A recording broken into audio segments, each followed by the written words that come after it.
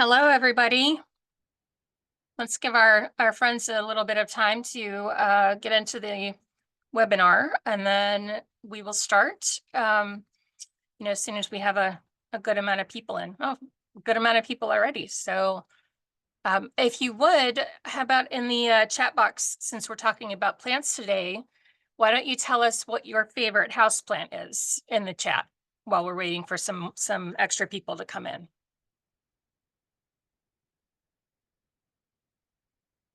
Begonias.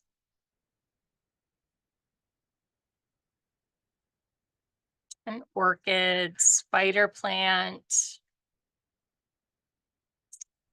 fiddle leaf, pathos, peace lily, fiddle leaf, ZZ plant, lucky bamboo and lily, sansevieria, orchids. We've got a lot of them, Liz. You're muted. There you go. Philodendrons, Christmas cactus.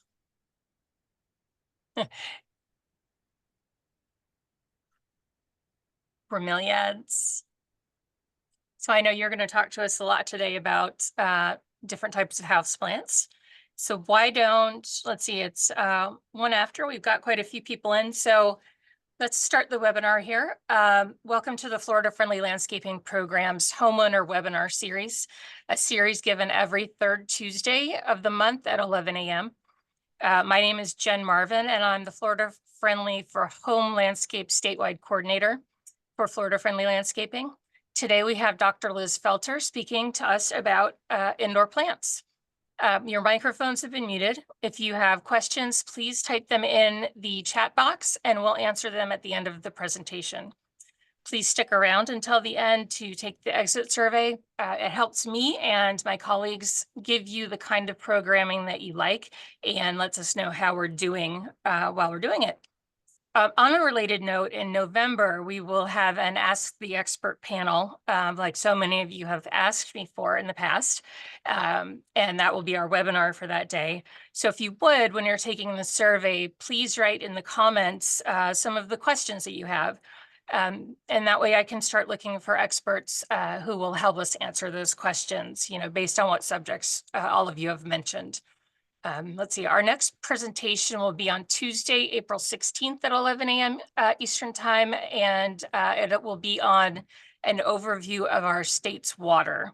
So with that, I am going to give our the camera over to Dr. Felter. And Dr. Felter, could you please tell us a little bit about yourself and then go ahead and start your presentation. It's really nice to have you here. Thank you for coming. Thanks for inviting me, Jen. So I just about celebrated my 30th year at UF in February. I have continuously worked with the greenhouse and nursery industry that whole time. So I am based here in Central Florida, the Apopka area, which happens to be the second largest production area in the state of Florida. Sometimes we're the third because Palm Beach beats us out that year, but we do a lot of plant production, and a lot of people don't even know that they're living right in the heart of that area. Prior to that, I worked for the Marriott World Center for 6.5 years. I went there and set up their first grounds maintenance department for all of corporate Marriott. At that time, we had over 6,000 plants inside the hotel. There were 52 varieties, and in my 6.5 years there, I got it up to 76 varieties. And through that entire 6.5 years, I was a collaborator and worked with UF researchers out of the research center in Apopka, where we did some pioneering in how to use good bugs to eat bad bugs. And I'm really grateful that I was a piece of that research project because we really made great strides with using good bugs to eat bad bugs. And we also pioneered bringing new varieties of plant material into the hotel and putting them in different types of settings to see if the plants could be a valuable asset to the market. So I have a lot of background in this field. I love it. I've been in the field since I was 17 years old, so quite a long time now. And with that, I'm going to go ahead and we're going to talk about, I call them the top 16 houseplants. They're not necessarily my favorites, but we do sell a lot of them, and they do have a good contribution to indoor offices and homes. So with that, I'm going to move forward here.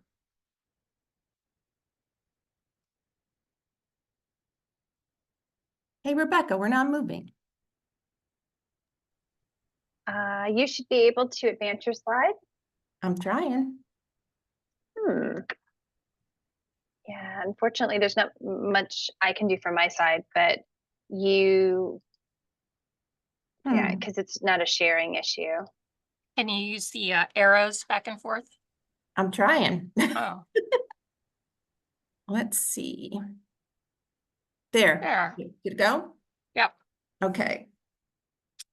All right, so I want you guys to take a moment and think about what are the benefits of plants in our lives. And there's probably several things that will come to mind rather quickly, but I want us to think about more than the obvious. The obvious is probably food and fiber and beautification of your yard, right? Well, there's a whole lot more to think about, such as, you ever wonder about the quality of air in your home or office? And why you feel different when you go to an office that actually has a lot of plant material in it. So plants are a natural air filter. They improve indoor air quality. They convert carbon dioxide or CO2 into oxygen and give off that oxygen back to the environment. So they naturally reduce our ecological footprint. And you'll see the little diagram on the bottom right, where the stoma are, which are the little holes in the bottom of the leaf. And you can see where they take in the CO2, they do all their little manufacturing of the CO2, and all of a sudden back through the stoma, they will come back out to the environment as oxygen. And that is a benefit to all of us. So some other added benefits of plants are, research has found that human beings are more focused in that kind of a setting. They're more creative, they're more attentive, they're happier, and they're healthier. That's all due to what we call the mental health benefits of plant material. And we're starting to get more and more research confirming even more things about plants and our mental psyche. Plants in a business setting have been proven to increase productivity. There seems to be increased occupancy and retention rates of leased space. So right now, the pandemic has that a little out of sorts, but we are still seeing where office space that can look into a garden or a rooftop landscaped patio seems to be where people will gravitate to when they go to lease out space. Workers are show a lower absenteeism rate, and hotel rooms with garden views always are reserved much more quickly, and they get a premium fee for those hotel rooms. So how do we know plants really filter the air? Well, the first research was done in 1984 by Dr. Bill Wolverton at NASA, and he authored something called How to Grow Fresh Air, confirmed houseplants do purify the air. And we wondered about that and basically put out some grant money through the Florida Nursery Growers and Landscape Association. Dr. Bodhi Panizzi was able to reconfirm that the study still stands, and research is still confirmed that plants do grow fresh air for us.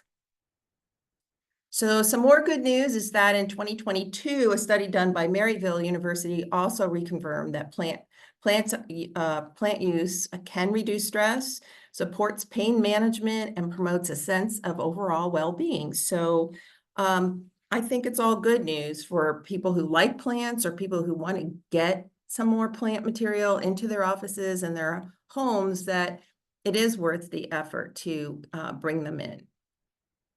Some other benefits the study concluded were: workers in a plant-friendly environment missed fewer days, had less stress related to their job, and had more job satisfaction. So I'm going to tell an interesting story right now, because the study was reconfirmed when Walt Disney World built a brand new human resources building. And when it was finished, and they were getting ready to move back in the building, they made a policy that said no plants and only one family photo.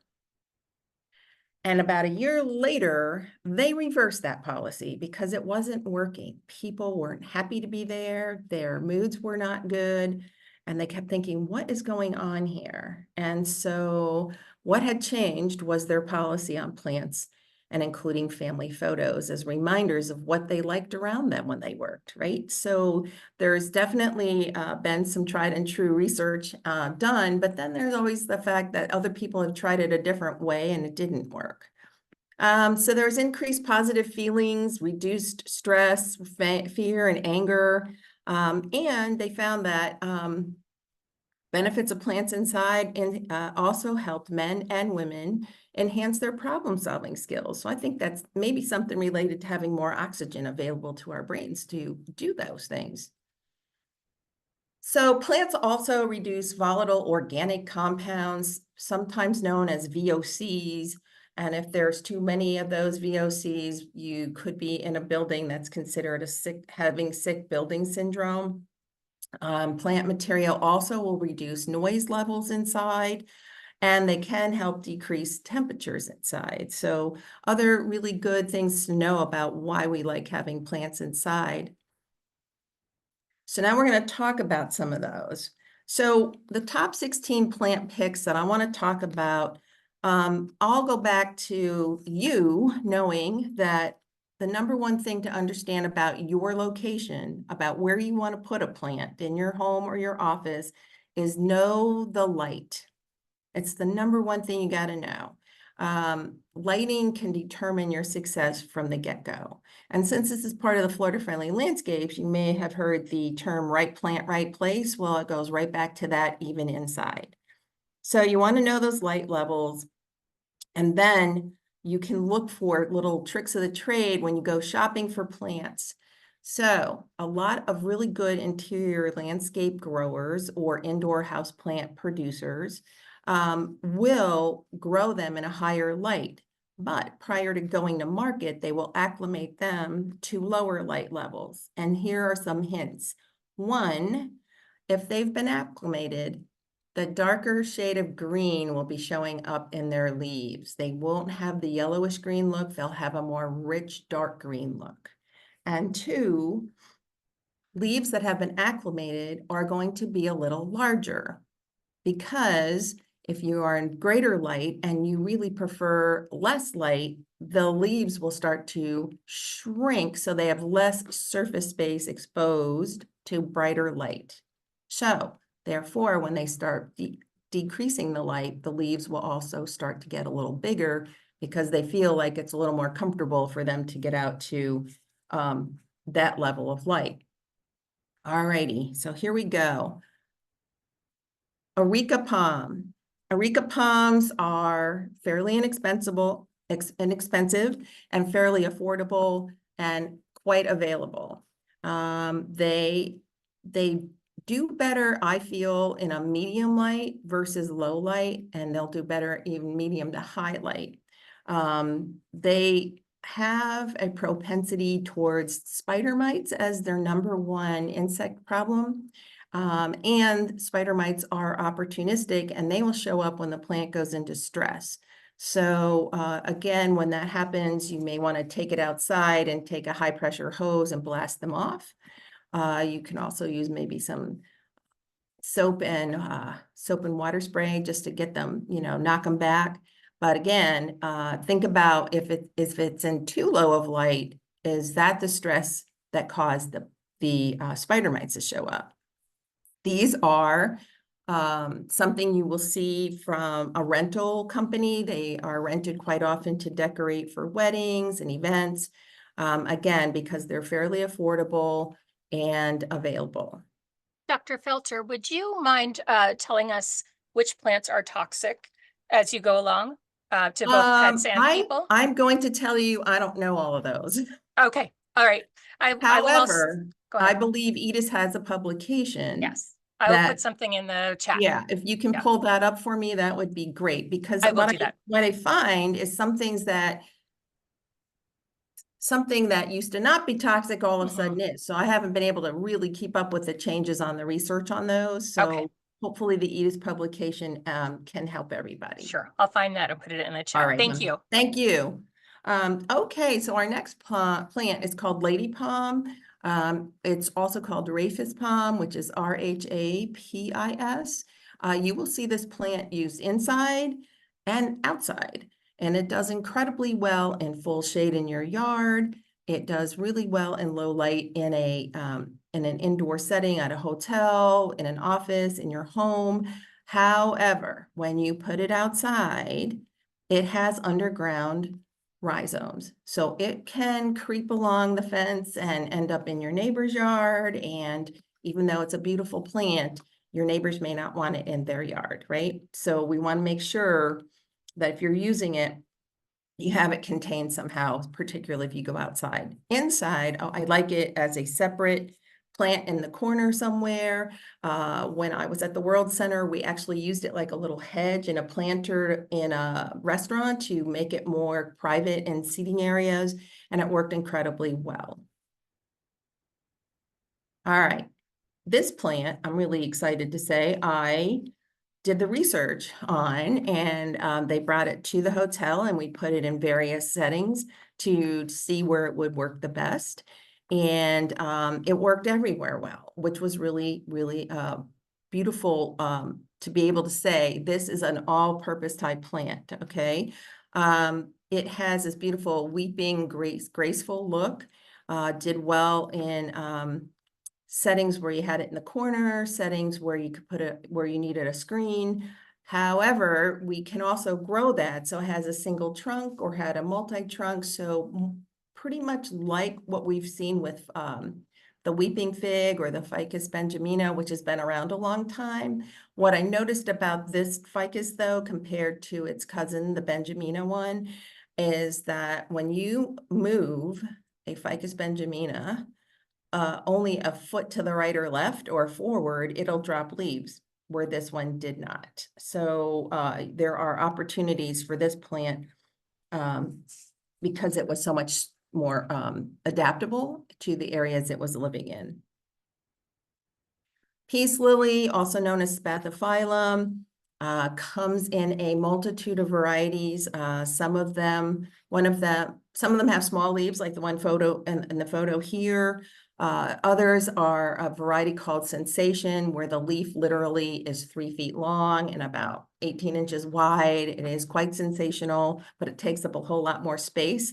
Again, you're going to want to know what the mature, healthy plant would get to in size, so it doesn't outgrow the space you're wanting to put it in. I think the other piece people don't remember is that when you bring them inside, you're not really encouraging them to grow to their full potential, because you just want them to maintain and look pretty in a place that will provide you with some greenery and maybe some oxygen to the space, right? And make it just look, I always say you have to soften the architectural lines, and plants can do that for you.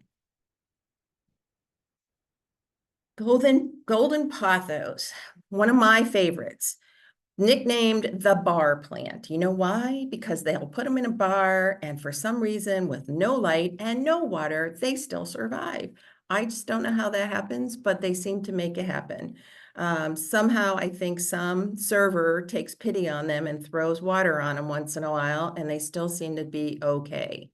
So golden pothos, if it is too dark, will revert back to being a solid green leaf. So you'll know if you need to move it when the new leaves show up and they're more of a solid green than the green and yellow. This plant has been a staple in the market for many, many years.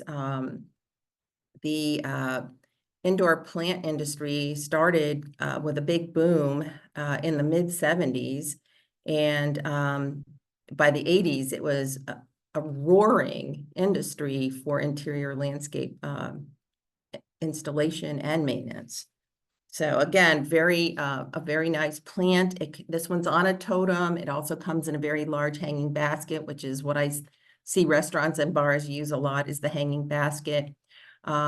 Super nice plant in that, again, it can handle a little bit of abuse. And I find that I only would water it about once every 2 weeks, because if you overwater that guy, it seems that mealybugs like to jump on it from the stress.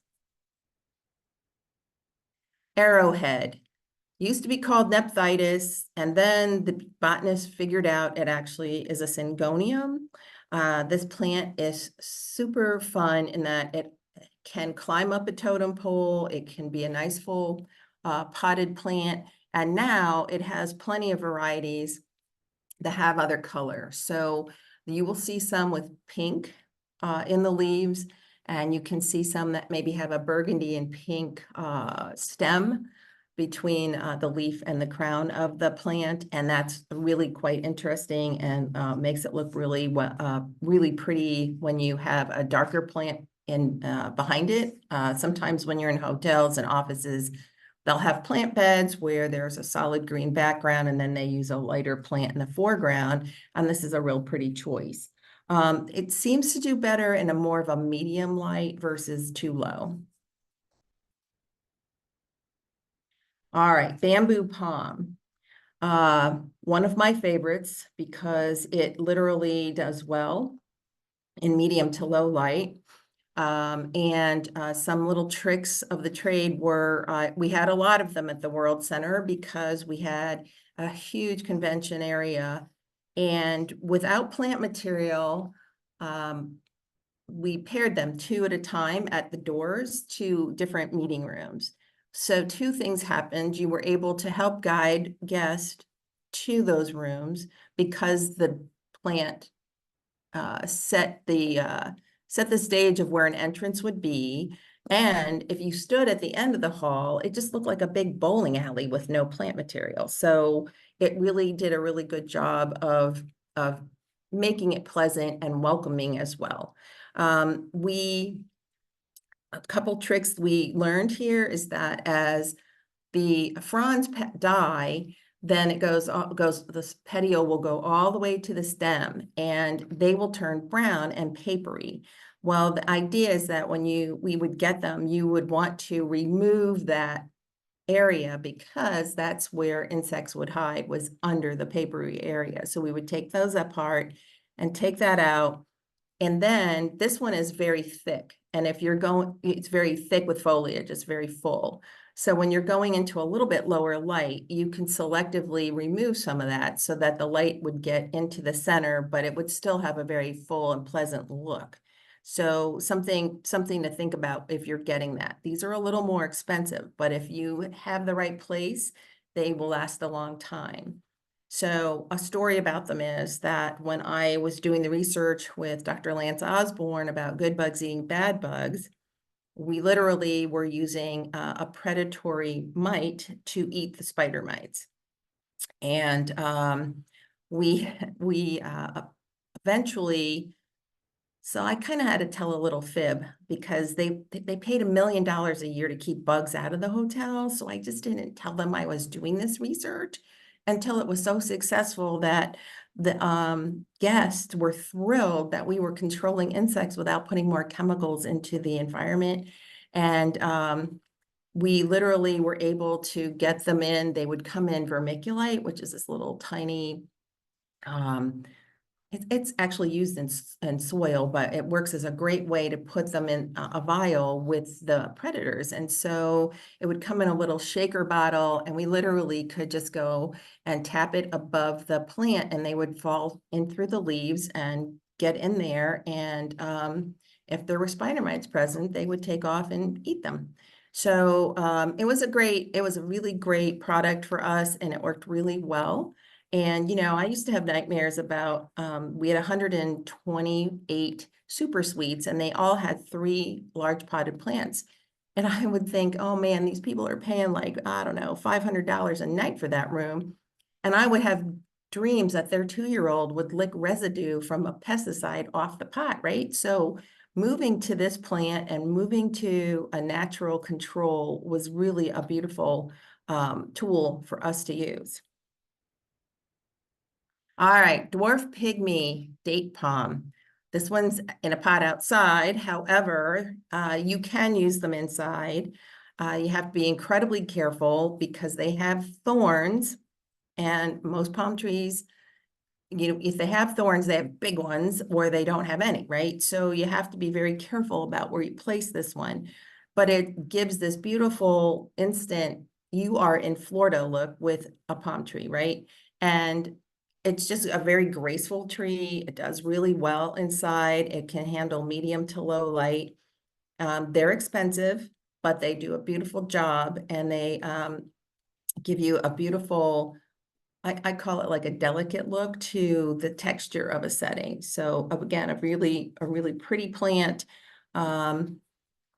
Something to be aware of is that this is not happening as much anymore, but sometimes it would get brown tips. And we found that if they were being field grown and they took up any kind of weed killer, they slowly had expressions of that coming through on the tip, with the tips turning a rusty brown. So something to just keep your eye on.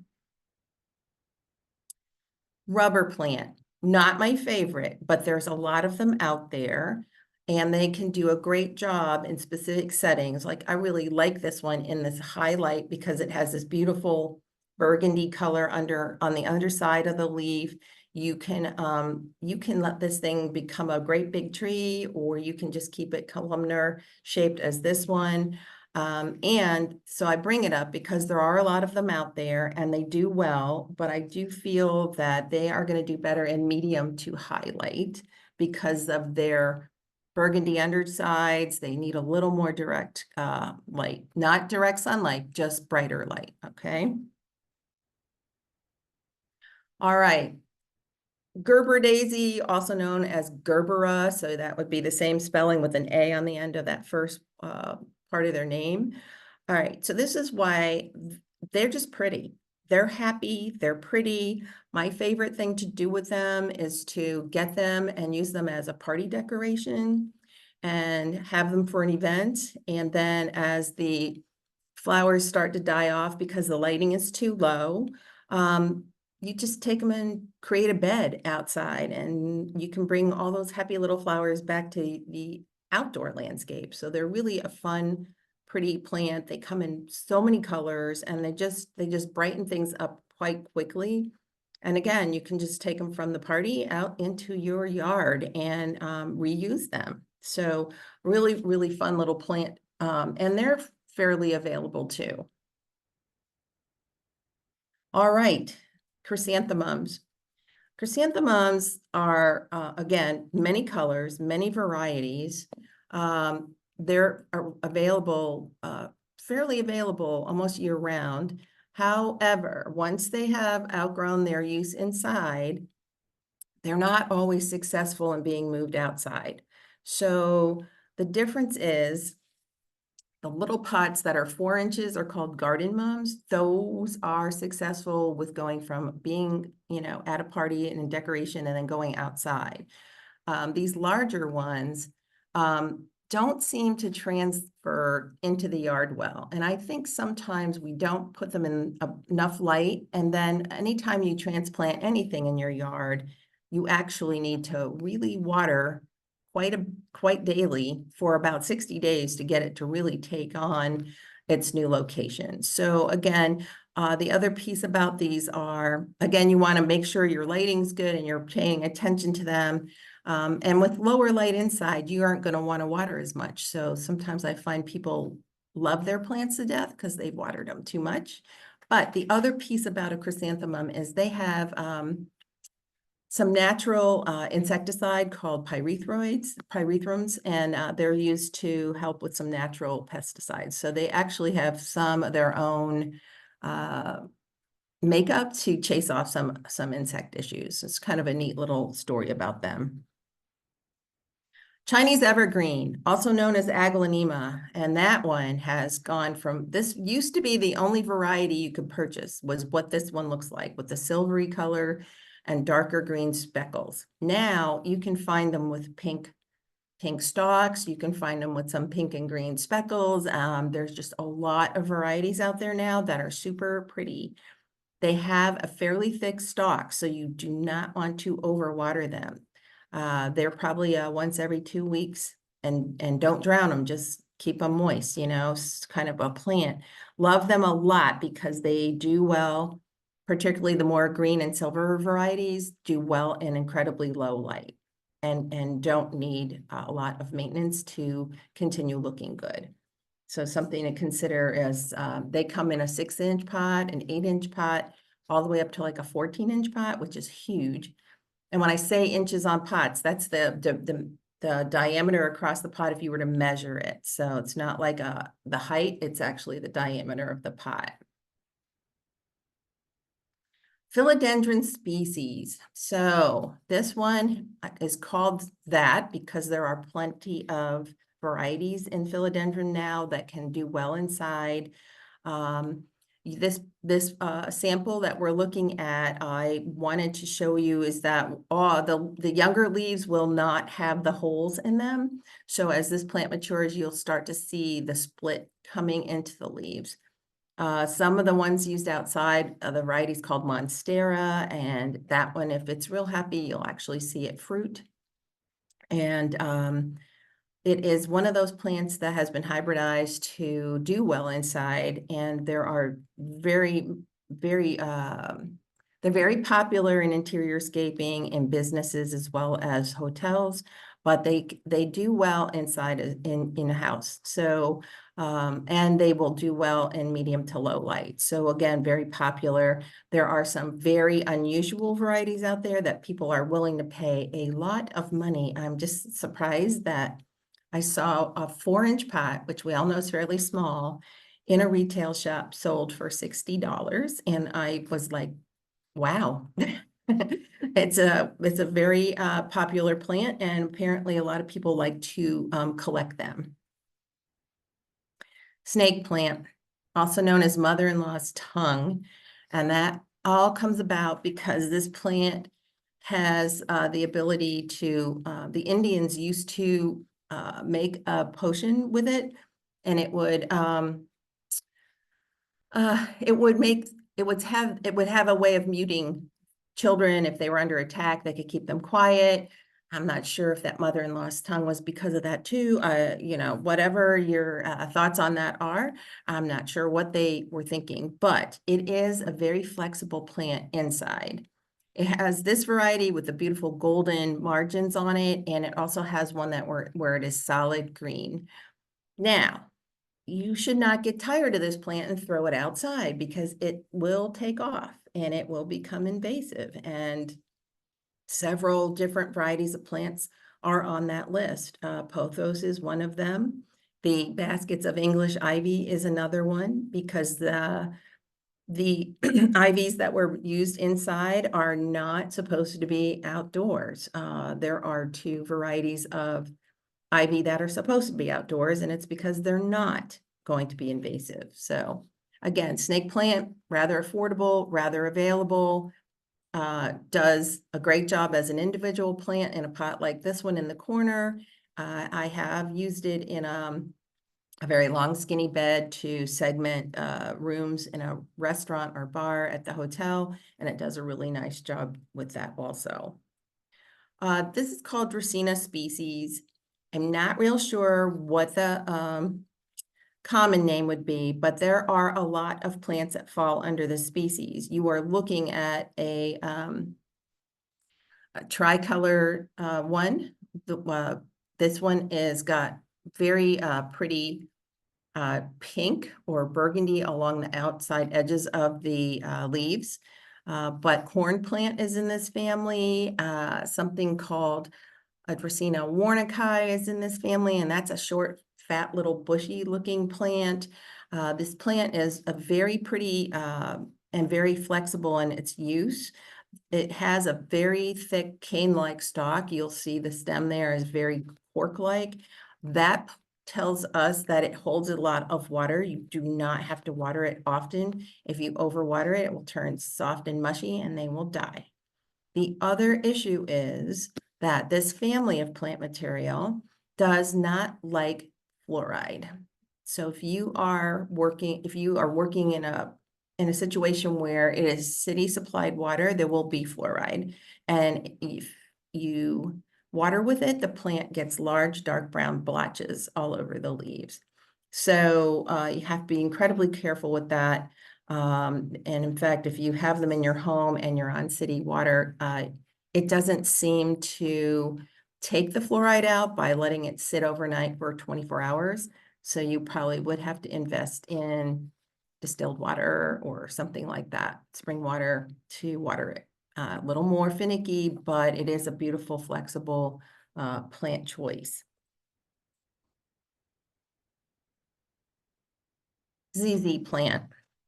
If you saw the botanical name for this plant, you'd know why it was shortened to ZZ, because it is long, complicated spelling and very difficult to pronounce. However, this plant bursted on the scene probably 15 or 20 years ago. It is, it's beautiful in a unique way. So it is not full and fluffy, but it has these beautiful dark green leaves, really cool stalks that have like a silvery bronze color to them. I have one at home and I probably water it once a month.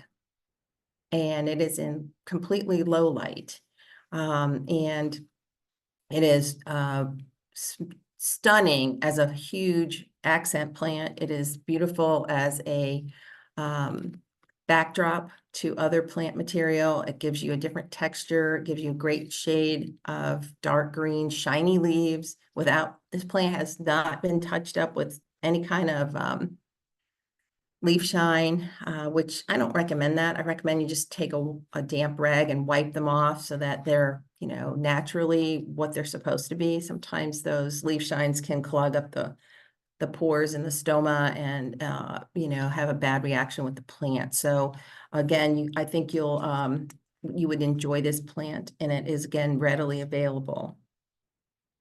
So toxins from the following materials are also removed by plant material, and that is detergents, inks, and dyes. Particularly, you'll notice when you get new carpeting, those smells are kind of heavy. It can help you there.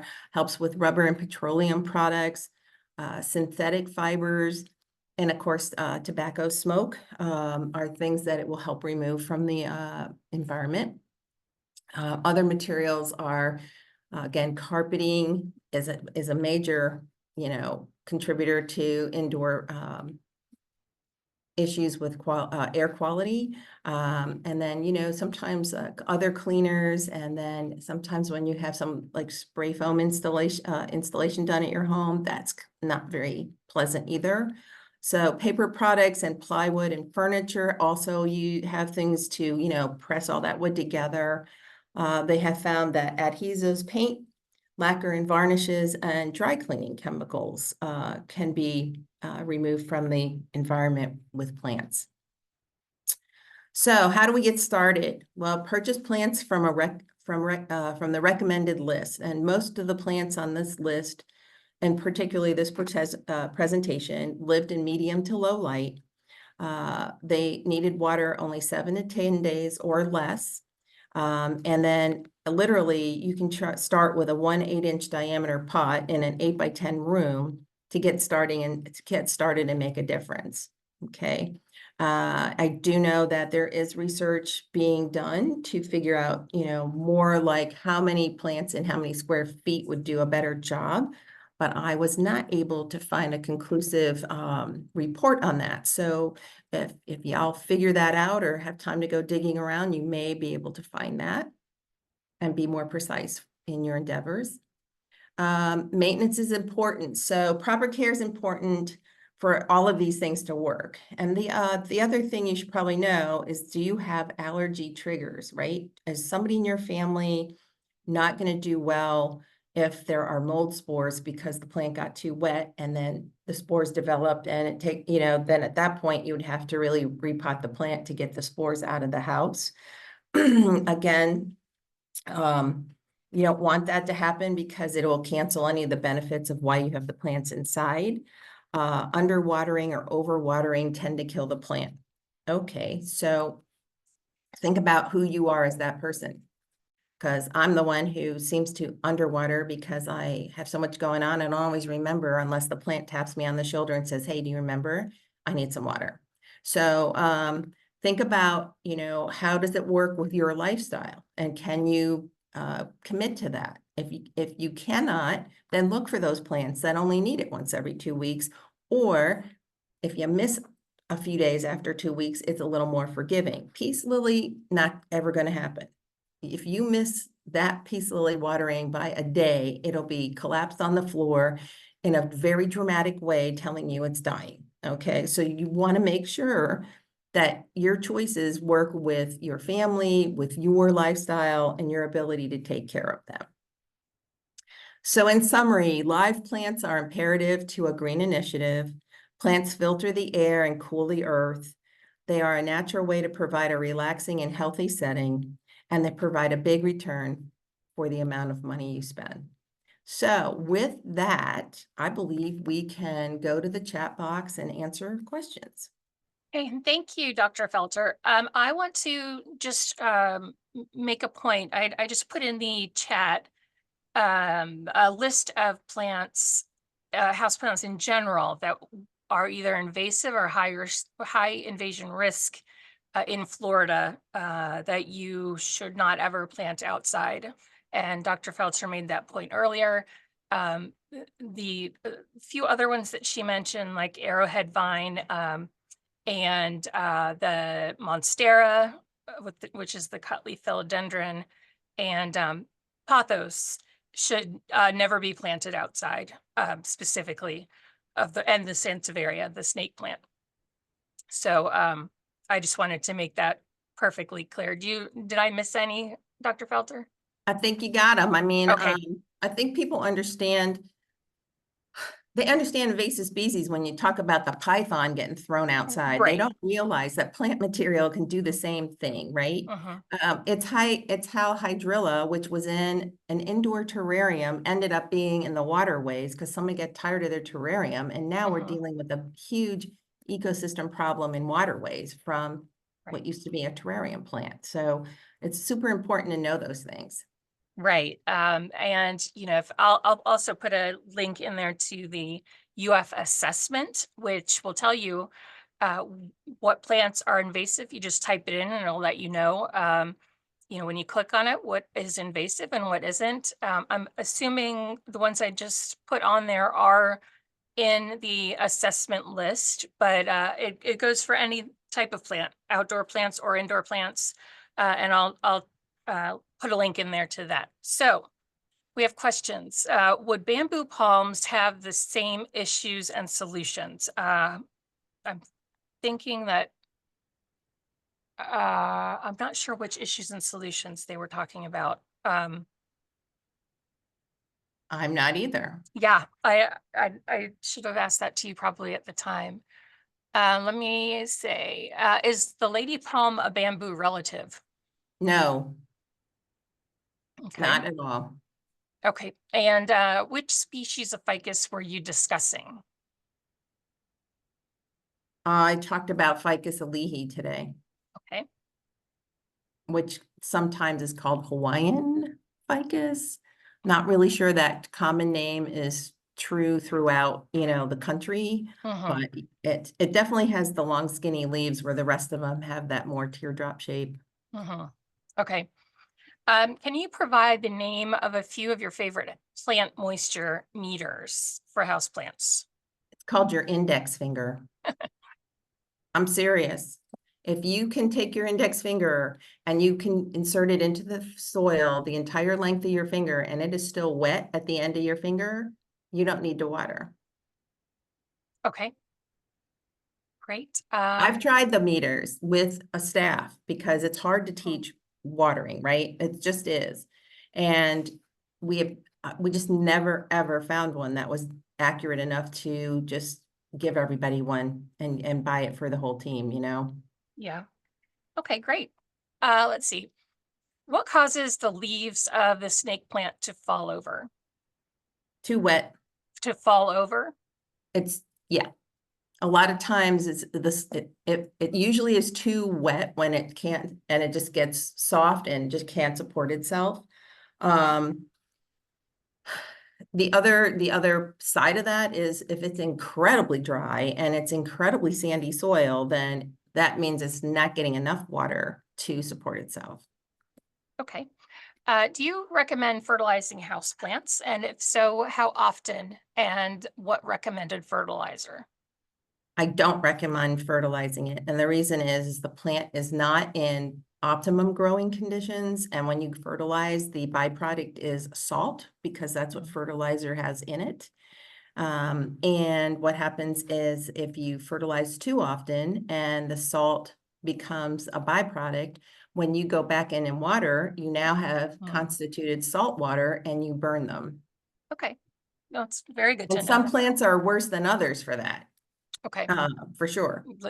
Can you give us an example of a couple bad ones? Calathea, a calathea plant, will burn in an instant. I mean, they are very sensitive.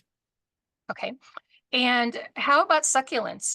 Do those make good houseplants? You just have to not overwater them. Maybe a little bit more sun too? Yeah, they like a little more light. They don't want to be overwatered because they have the capability of storing water because they're, you know, in that same family with cactus and they have a little bit thicker leaves and can hold on to that moisture. And so I find people usually love them to death by overwatering them. All right. What are the best low to zero light plants? This person says we face north and don't get a lot of sunlight into our rooms. Yeah, so that ZZ plant would be great. The Chinese evergreen is good.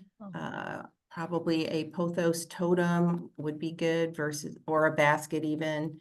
So those guys seem to really do a good job there.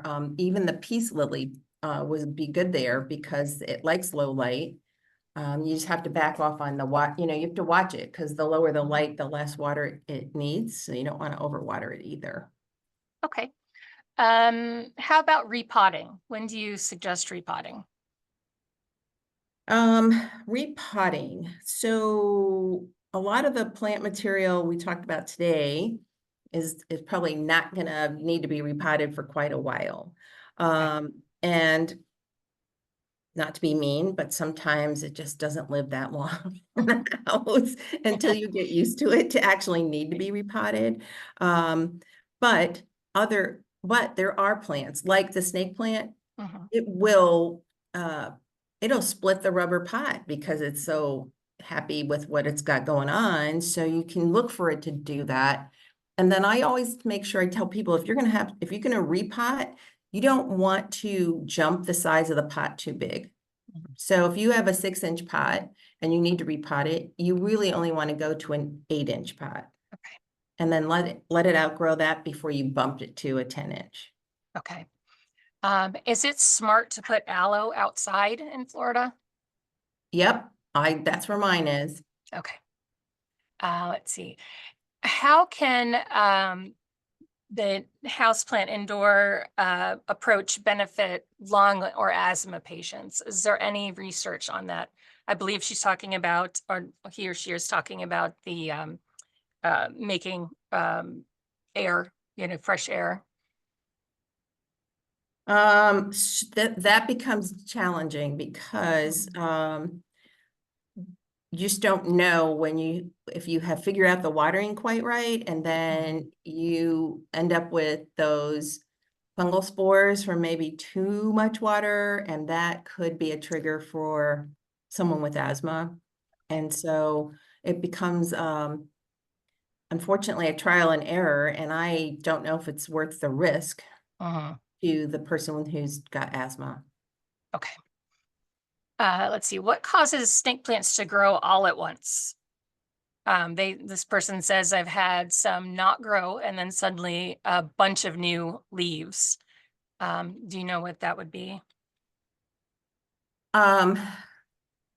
Usually, plant material is affected by environmental circumstances. And so if it's, what'll happen is a plant will just reserve its energy until it feels like it can sustain itself with more growth, right?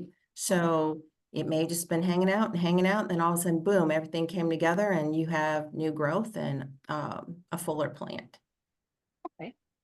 Let's see. Is fiddle leaf fig good for the indoors? I know they're a little bit finicky, right? Yeah, they are.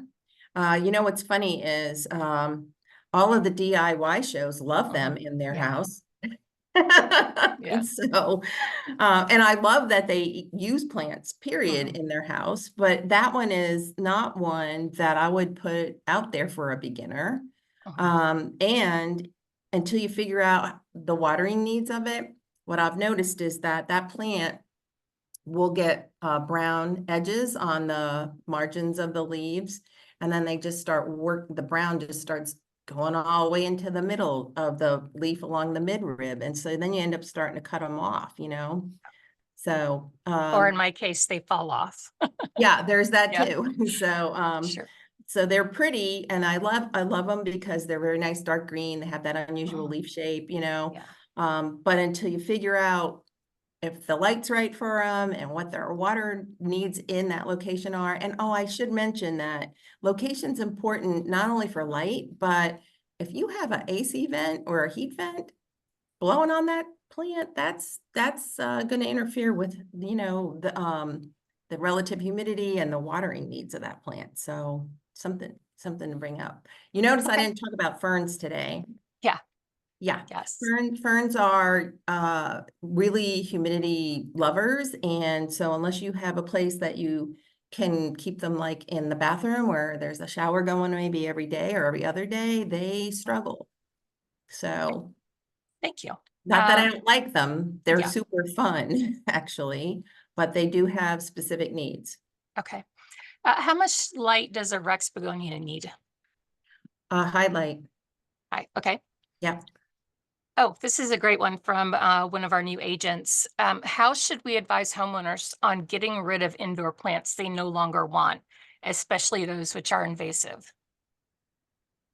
You can do several things, like you could shred them up and put them in a compost pile.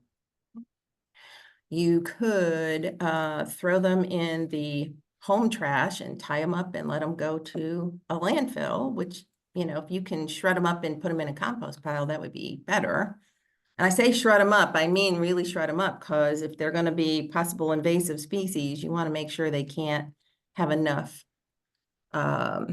tissue available to duplicate themselves, right?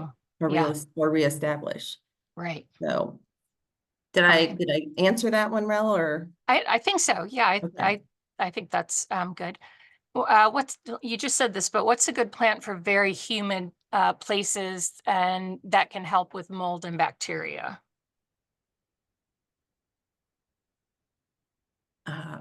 So I'm going to tell you that you could use the ferns there.